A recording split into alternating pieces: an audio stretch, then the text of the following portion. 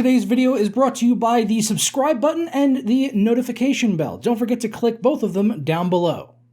Hey, what's up guys? Joker here, and today we are going to be taking a look at the PC performance for Borderlands 3. Now, I know you might be asking yourself, Joker, why are you doing this video after everything you said yesterday about the DRM and all of that stuff? And everything I said in that video about the DRM still holds true, and I still do not really want to support these developers or the publisher with this game, but for the people out there that are interested in the performance, this video is really for them.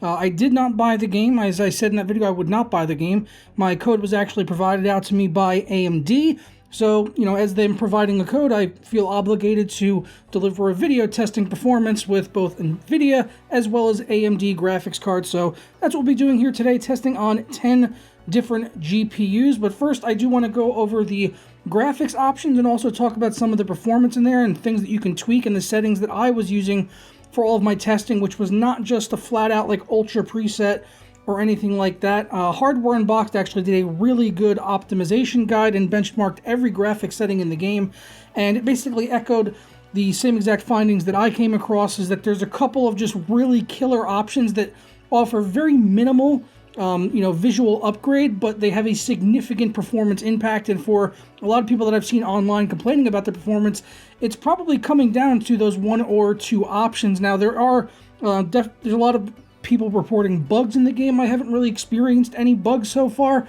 but I also only played the game for about an hour and a half, and I did experience some crashing when I was benchmarking the game. I had crashes a few times on both NVIDIA and AMD hardware.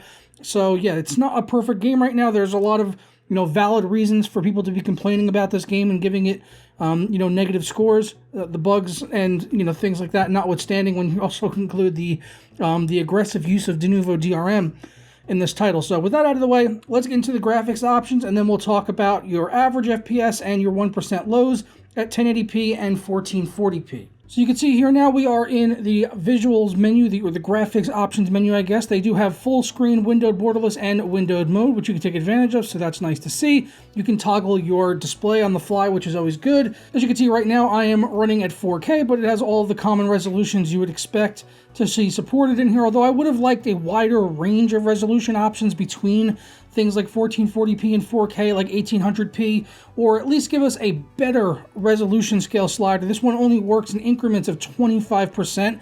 I would have much rather have seen that go from like 0 to 100 with everything in between, so that you really can, if you're having issues with performance, you could just drop it down by, say, 10% and get a bump in performance without, knocking it down all the way by 75%. I would have liked to have seen a little bit more control when it comes to that. Obviously, VSync off, unlimited frame rate and everything.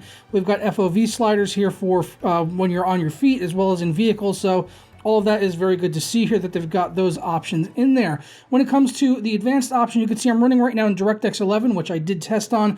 It does support DirectX 12, however, right now it's in a beta and it is quite buggy. It does stutter, but the stutter can be fixed by disabling the control flow guard for this game, just like I showed in my video on Control, which works in a lot of DirectX 12 games, so you can go ahead and do that in order to get rid of the stuttering. But there's also issues, as they even warn in here on the sidebar. It even warns of things like artifacting, and I experienced that on NVIDIA graphics cards, but not AMD cards. So I would steer clear of DirectX 12, as it only offered maybe like an extra 2 to 3 FPS improvement over DX11 on AMD cards, while there was almost no performance improvement on NVIDIA cards, but it had the issues and everything like that, stuttering, artifacts. So until they get those ironed out and it's not in beta, I would say stick to DirectX 11. It's going to be your best bet. They do have performance stats, which you can enable, which show up in the top right-hand corner of the screen. So if you don't want to use third-party application like Afterburner, that is available to you. You can see right now I am on Ultra, but there is also a badass preset in here, and the only thing that badass controls is volumetric fog and screen space reflections. It puts those up at a higher detail setting, puts them up at Ultra, while Ultra puts them down to high. But I'm going to get into those options in just a minute. But you can see right now I'm running on Ultra. I was using temporal anti-aliasing, but they do also have FXAA, which you can use, neither of which are my favorite solution. I would have preferred to see SMAA personally, or at least MSAA, anything but these two, which give a softer image.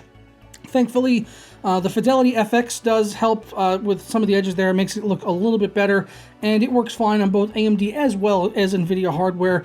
There's no ill effects if you try to use that on an NVIDIA card, even though it's an AMD technology.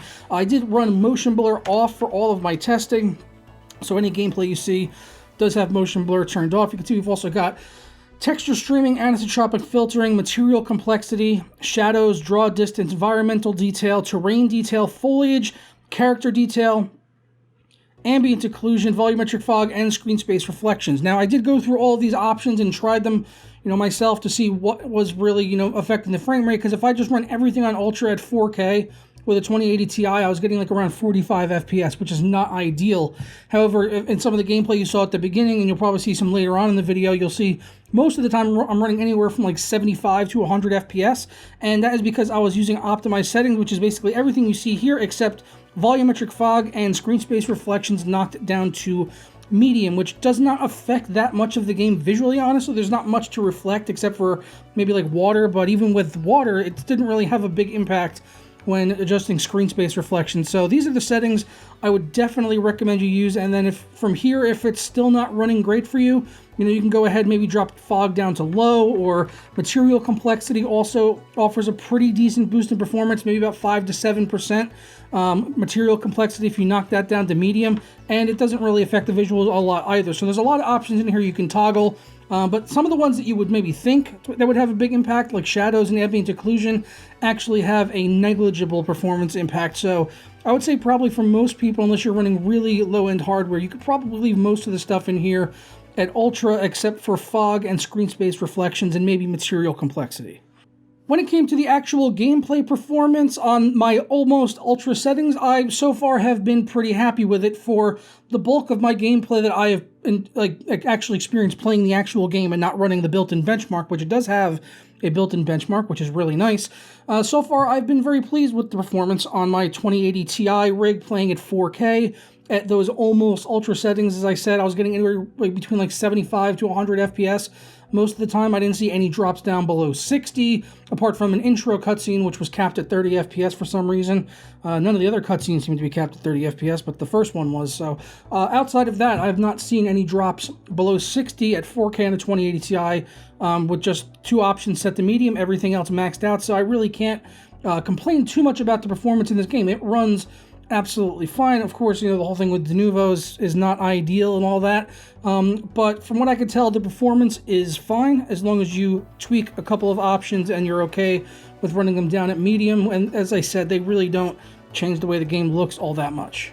In terms of my test setup for the benchmarks that I ran, I was running on an i7 8700K at 4.8 gigahertz, along with 16 gigabytes of DDR4 memory at 3200 megahertz. And of course, I was running on the latest drivers from AMD and NVIDIA, both of which are game-ready drivers for Borderlands 3. So nice that both camps had game-ready drivers ready for day one. So for NVIDIA, that was 436.30, and for AMD, it was 19.9.2, so those are the latest for Borderlands 3 to give the best possible performance.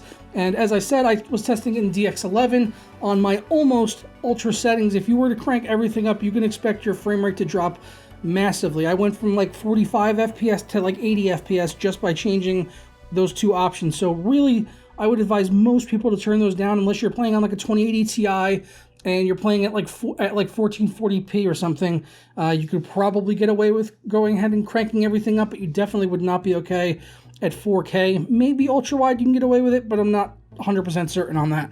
So we'll go ahead and jump into the average FPS and the 1% lows now. Here we'll start off at 1080p. Again, this is my almost Ultra settings, as you can see notated at the top there. Of course, the 2080 Ti is going to be top of the board, but the things we want to really focus on here are the even matchups between AMD and NVIDIA, and it's pretty much neck and neck. The 2060 Super and the 5700 XT are comparably priced at around $400, so you would expect them to perform close to the same. And even though this was an AMD sponsored title, it was almost a tie pretty much. They won by 2 FPS, so that's within the margin of error, but it did seem to favor AMD by just a small amount, as they even actually pretty much tied the RTX 2070, which I would have expected to pull ahead a little bit over the 5700 XT, but they were tied there on the average FPS, while the 2070 did win in the 1% lows by 5 frames per second, so nothing huge. The 5700 and the 2060, again, would be another even matchup. Both of those cards sell for $350 retail MSRP for the reference models, and the 5700 one again, but it's within margin of error, only winning by 1 frame per second. Nothing really to sing home about, and the same was true for the equally priced, going back to the last generation, the RX 580 and the GTX 1060. Both did come at below 60 frames per second on the average frame rate. So those cards are going to struggle a little bit. Those are the ones that you would want to probably get in there and tweak some more options, things like material complexity, or maybe drop volumetric fog even down to low, and you'll probably be able to get up over 60 frames per second. But otherwise, it's going to struggle just trying to run on ultra, even with fog and reflections lowered down to medium. And we'll switch over to 1440p now. As you can see, most of these cards here able to manage 1440p on the settings that I was using, all the way down to the RTX 2060 and getting 60 frames per second on the averages, although some of the lower end ones are going to have 1% lows there, down below 60. But anything above that, you know, 5700, 2060 Super and upwards, you're going to be absolutely fine with this. And, you know, you could equate whatever you have from like a 1080 Ti is going to basically be equal to a 2080 here, or even a 2080 Super, so it might be a little bit better than a 2080. So if you have a 1080 Ti, I didn't test it here, but you can kind of take information from this graph and be able to apply, you know, use common sense and say, okay, I know my card is usually about 10% faster than this card, so that's probably where my performance is going to be at. Of course, cards like the 1660 Ti, 580, and 1060 are going to struggle a lot at 1440p unless you really lower down a lot of settings, probably putting down most of them to medium, I would say. But again, that even if you put everything at medium, it doesn't really hurt the visuals all that much. It still looks pretty good for what the art style is. You know, it's got that cel-shaded art style, so it's, you know, for a lot of people, it's either take it or leave it. Some people hate it. I personally am okay with it. I don't actually, I kind of find myself in the middle there. So I know I said it was take it or leave it, but I'm okay with it. I think at times it can look really good, and I kind of like the sharp, dark, like the dark edges, and they're really crisp, especially playing at 4K. So I'm okay with the art style, although I do think the performance probably could be a little bit better on this title, as it's running on Unreal Engine 4, and for the visuals that we're getting, I would think that the performance would be better than what it is, but it's honestly, it's fine. It's okay. It's not terrible. As long as you're willing to get in there and tweak a couple of options. And for me, playing at 4K on a 2080 Ti and getting almost 100 frames per second a lot of the time, I can't really say that I'm complaining about the performance. The performance seems to be pretty good in this title. But that is all I have got for you guys on Borderlands 3. Normally I wrap up these videos and say I'm going to go and play some more of whatever game I was testing, but I can't really say the same for Borderlands 3. I just... everything that happened with Denuvo and Randy Pitchford and all those guys just kind of put a bad taste in my mouth. I'm probably not going to play much of this game unless I have a friend that picks it up later on down the road. Maybe when it's out on Steam, if I can even play with them from the Epic Store. I would hope so, right? You'd hope you can play with someone on Steam if they buy it and I have it on Epic. That would be crazy if you couldn't. But hopefully that is the case when that happens. I don't think we've had that question answered for us yet with any other games, so that'll be something interesting to see as it develops. So we'll have to wait for that. Hopefully I can play with people on Steam once it's available, and most PC gamers will actually buy it because they don't want to buy it on the Epic Store, which just kind of sucks that it's on the Epic Store. So I'm going to go ahead and get on out of here, just enjoy the rest of my weekend, probably play some Gears 5 or something like that. I hope you guys enjoyed this video. If you did, don't forget to leave a thumbs up on it down below. Subscribe if you're not already and all that good stuff. And I'll see you guys tomorrow or Monday for another video.